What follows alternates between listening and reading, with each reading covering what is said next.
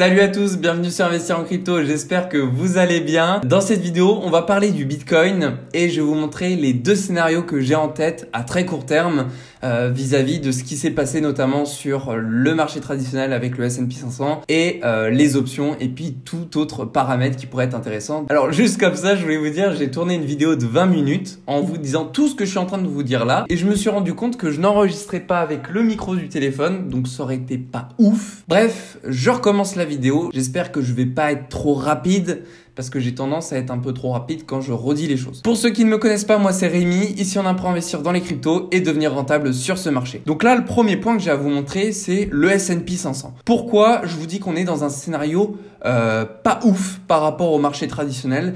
C'est que tout simplement, ici, on a un double top.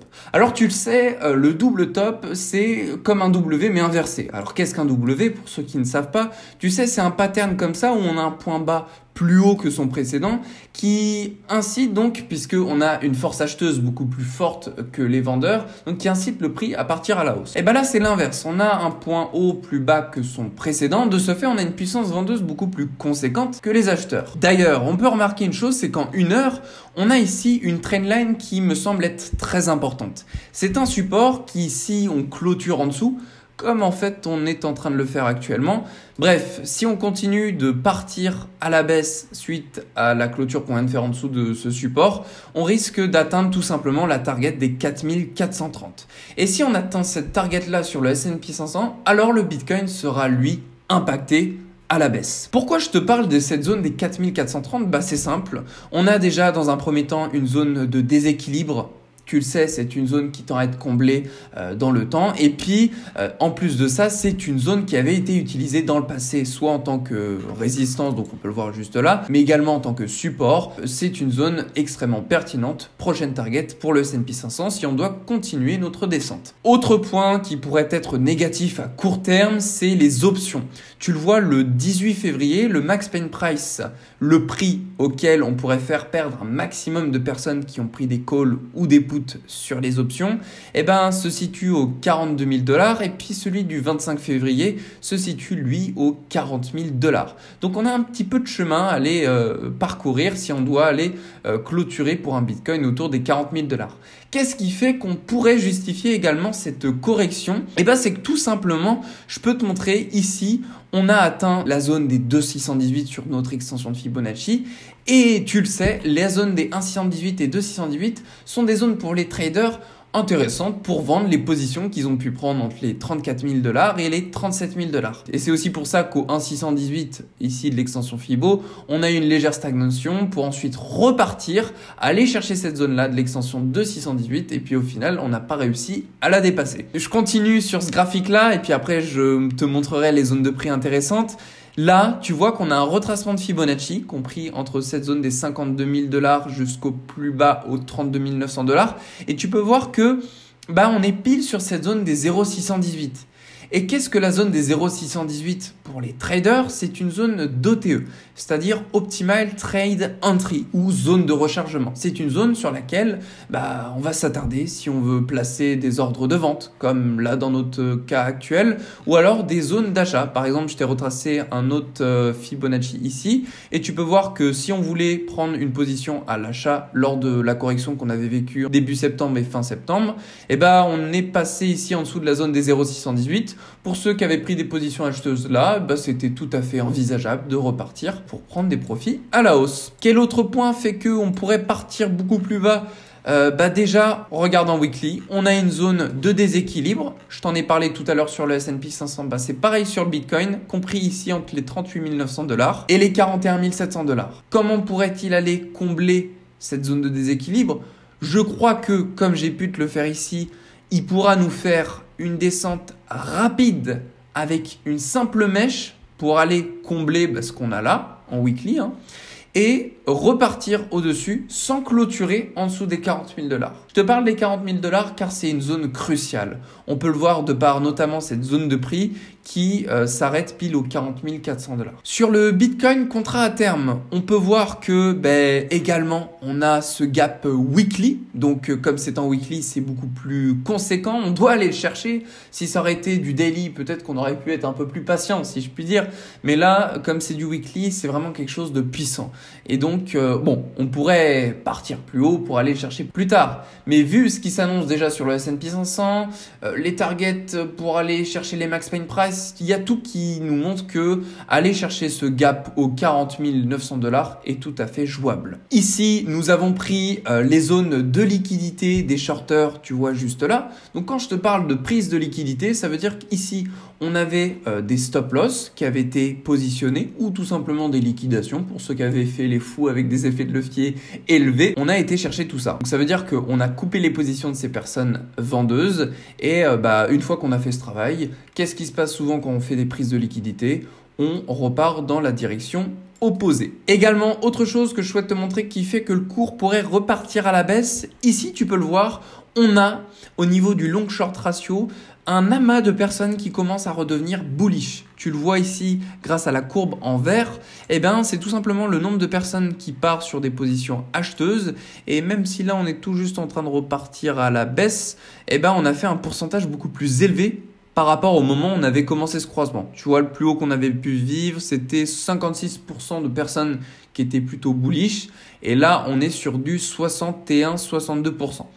Donc, si on continue de partir à la hausse au niveau de cette courbe verte, on aurait de fortes chances donc à repartir à la baisse. Dès lors qu'on avait une majorité d'acheteurs, le prix s'effondrait. Dès lors qu'on avait une majorité de vendeurs, le prix montait. À quel moment on s'est arrêté de monter ? Tu vois ici aux 69 000 $, on s'est arrêté de monter au moment où il y avait plus d'acheteurs. Donc il suffirait d'ici d'avoir une simple poussée, qu'on ait une courbe verte comme ceci et une courbe rouge comme cela, alors le prix pourrait avoir une légère stagnation pour ensuite tout simplement repartir à la baisse. Autre point à souligner, nous n'avons pas clôturé en dessous du précédent point haut qu'on avait.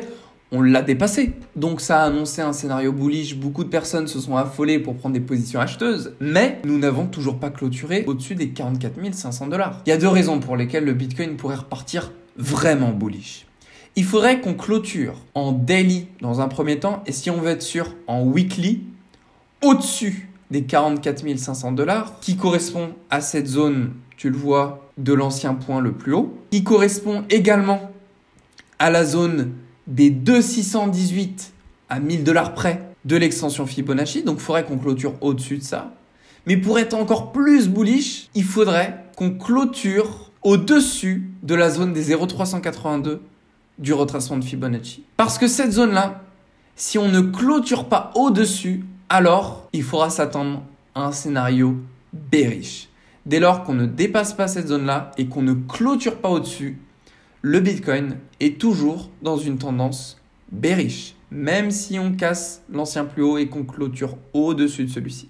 Donc pour le moment, on laisse le temps se faire. Je pense que je vais te partager mon petit scénario que j'ai en tête. Je pense que le Bitcoin va tout simplement... Attends, je vais mettre sur une zone, voilà, comme ça. Là, on est un peu mieux.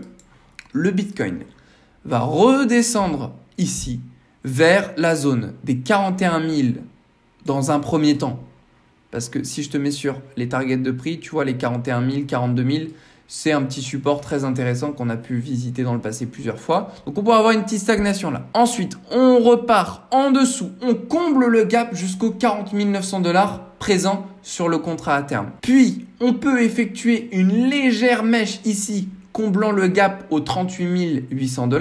Je te le remontre une dernière fois, juste ici. Et pour ensuite repartir à la hausse si seulement le S&P 500 le décide. Car si celui-ci ne s'arrête pas seulement aux 4430 mais continue sa baisse, alors là, le Bitcoin ne t'attend pas à ce qu'il soit bullish. Maintenant, si je peux te donner deux visions, allez, une à la hausse et une à la baisse. La première, parlons à la hausse, ce serait qu'il nous fasse ce scénario-là et que ça soit finalement qu'une simple correction pour repartir à la hausse, clôturer au-dessus des 0,382 que je t'ai présenté juste ici. Et donc repartir bullish pour atteindre de nouvelles targets, de nouveaux ATH. Et puis le deuxième scénario bearish, ce serait de réaliser celui que je t'ai présenté dans la vidéo, de passer en dessous des 30 000 $.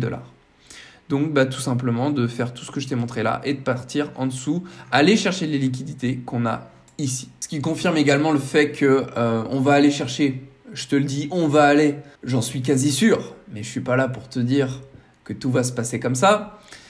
Regarde ici, on a 32 500 positions ouvertes le 25 février sur les options. Le 18 février, on en a 10 700. On a tout pour qu'on aille plumer ceux qui ont mis des calls et des puts.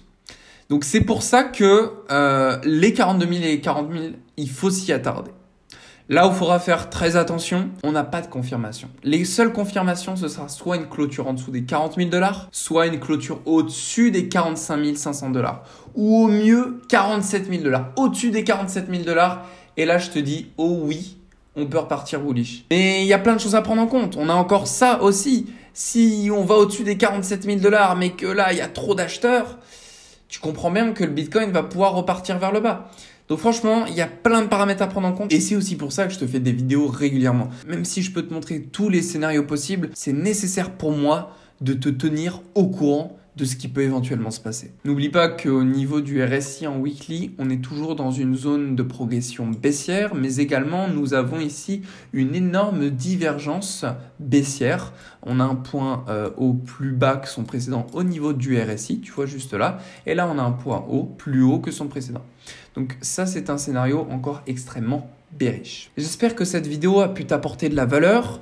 Je te montre ArtTrade. Si tu n'as pas encore participé à l'ICO, tu peux le faire si tu veux. Rappelle-toi, les gains que je génère avec le lien d'affiliation que tu utilises, je te reverse les 4% qui me sont octroyés.